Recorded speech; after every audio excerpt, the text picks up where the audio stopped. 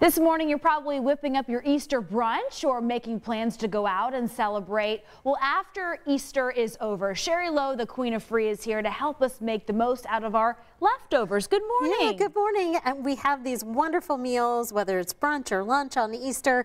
We spend a lot of money preparing them. Let's make sure that we stretch them throughout the week so we don't have to cook and they don't go to waste. First, clear the table. Yes, this is a really big one. We don't want anything to spoil. And so while we love to visit with friends and family after a celebratory meal, you've got to get that stuff into the fridge at least an hour or two. And I have out on queenoffree.net today some tips on how long things can be or shouldn't be left out.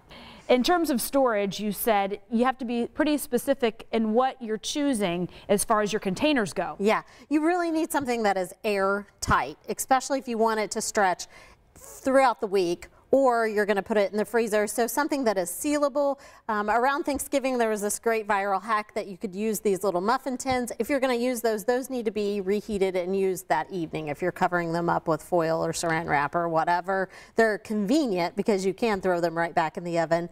But otherwise, something airtight. Yeah, so that's not for the long term. No, that's for tonight. Okay. What do you mean by using the freezer well? Well, you know, you always want to know what you can and can't freeze. I think people would be surprised at the number of things that you can freeze, especially for large cuts of meat. If you're fixing a ham today or you're fixing a turkey or whatever, we want to be sure that that gets put away so that you're not eating it every day this week. And that brings us to our next point, creating a repurposed meal plan. Yeah, I think it's really, really smart to, you know, rethink, and ham is so versatile. You can use it in soups and sandwiches and salads.